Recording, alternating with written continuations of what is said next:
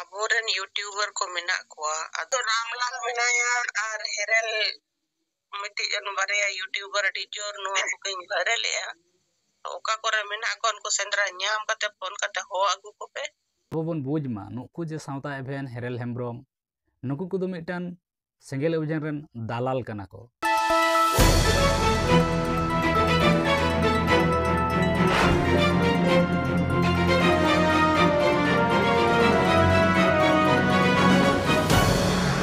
Johar ge inge Manoj Hembrom anu Sari Santal News channel re ape ko sagun daram epea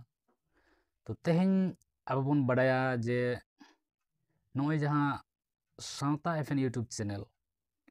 Sawta Event YouTube channel ren onar jahai Ramlal Mandi noi Ramlal Mandi adi ge video bon nyel gat taya adi gan hor ge bon urume kana ar bon urum akadigeya to noi idi kate ge tehnya video do jaha do lay teho bang bon patia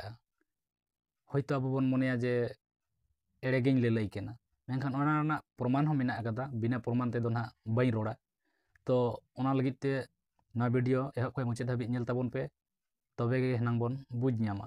ar bangkhan jahay ko jodi bang bon kusiyak kan nit ge na video khon bon odok chalak ma to dela tobe video bon start lege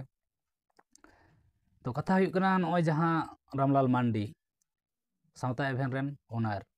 nui ai bon badai dare hekadeya je लैया जे निरपेक्ष भावते उनी कमिया social media रे और सारी कथा कान गया जे social media रे जहाँ को कमिया न्यूज को पसनावेआ नुकुआ कमी हो ओनागे कना निरपेक्ष भावते गे मेनखान नो जहाँ अब बन मोनेया नो दो एकदम जानी खान भूल बन मोनेया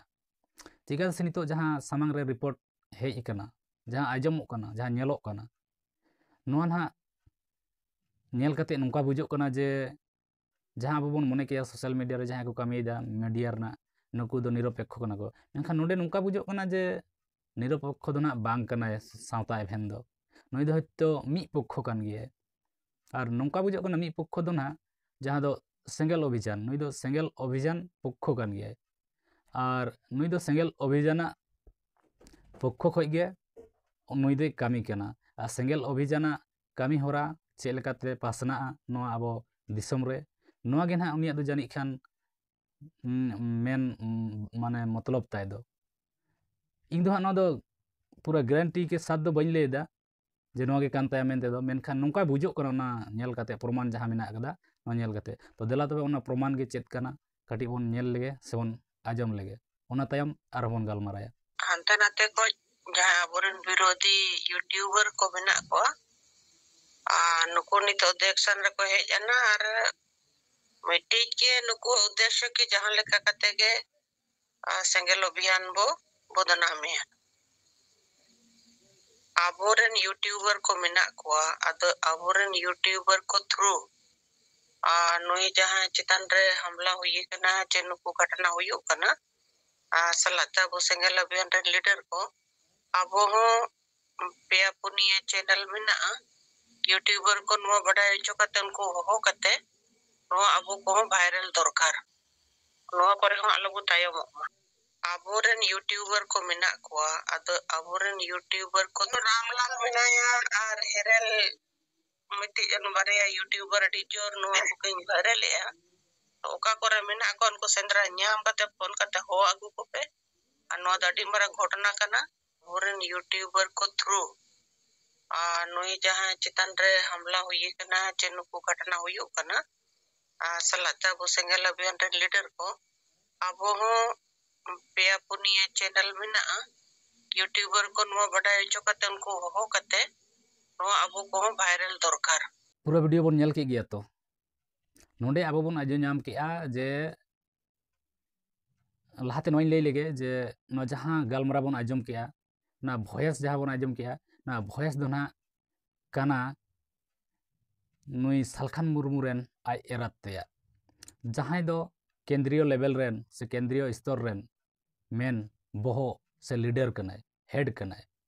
नुई रेन एराय लई किया सालखान मुर्मू रेन आज बाहू नुई लई किया आ नुई भॉइस गे आबो बोन आजम नाम दाड़ेयादा तो नोय जे नुई केंद्रीय लेवल रेन जहाँ हेड सेंगल अभियान रेन हेड लई किया नोंकान कथा जे रामलाल से हेरेल हेम्ब्रम नुकु को आबोरेन यूट्यूबर काना को नुकु को फोन काते आगु कोमा और ओंडे दरकुटी आतु रना बेपार ते मिदटान चेद को चोंग हयतो को भाइराला तो नय जे नुई लई हचो केदाय जे हेरेल हेम्ब्रम और सावता एभेन दो आबोरेन यूट्यूबर आबोरेन मेनते अकोयरेन सेंगेल अभियान रेन तो आबो बन बाड़ाय के जे निरपेक्ष भावते को कामिया मीडिया को दो मेनखान नोंडे आबो नुई सुमित्रा देवी से सुमित्रा मुर्मुआ जहाँ गालमारा बन आजम किया नोते आबो परिष्कार बन बुझ दाड़ेया जे नोआ दो हेनांग निरपेक्ष दो बांग माने मिद पक्ष सेंगेल अभियान पक्ष लेकाना कथा गे हिजुग कना नोआ कथा दो इᱧᱟᱜ दो बांग कना जहाँ बन आजम किया और जुदी बांग बन बुझ दाड़ेया से बांग बन दिसे खान दो और मिद धांग बन आजम लेगे आबोरेन यूट्यूबर को मेना कुआ आदो आबोरेन यूट्यूबर को रामलाल मेनाया और हेरेल मिट्टी बारे यूट्यूबर टीचर नो कुकिंग बारे लिया जे आबो बन आजम नाम किया जहाँ दो जे आबोरेन यूट्यूबर को मेना कुआ फोन काते आगु कुमा माने अकोय को सावता एभेन रामलाल मांडी और हेरेल हेम्ब्रम आरहों अडिगान मेना का कुआ उनको को दो ᱧᱩᱛᱩᱢ बाय छटियर का कान अडिगान गे मेना का कुआ सेंगेल अभियान रेन जहाँ यूट्यूबर को नुकु को कथा लई हचो किदा त आबो बन बुझमा नुकु जे सावता एभेन हेरेल हेम्ब्रम नुकु को दो मिटान सेंगेल अभियान रेन दालाल कना को जहाँ दो हांडे नांडे सेंगेल पास माने उस्कुर लिका को कामिया समाज रेना बांचाव ᱧᱩᱛᱩᱢ ते से सानतार समाज बांचाव ᱧᱩᱛᱩᱢ ते हांडे नांडे हाना नोआ आतु रे सेंगेल उस्कुर रिया को कामिया सेंगेल जेमन जुंडी मा ओना आतु रे नोंकाय को कामियदा नोआ दो आइते दो बांग बोन रोड दाड़ेया जहाँ आजमोग कना ओना लेकाते बोन मेन दाड़ेया और जुदी नोंका बांग कना एनखान सावता एभेन और हेरेल हेम्ब्रम नुकिन हो जेमन नोआ रना जवाब दोकिन एम जे आलिंग दो निरपेक्ष कान गियालिंग आलिंग दो सेंगेल अभियान रेन बांग कनालिंग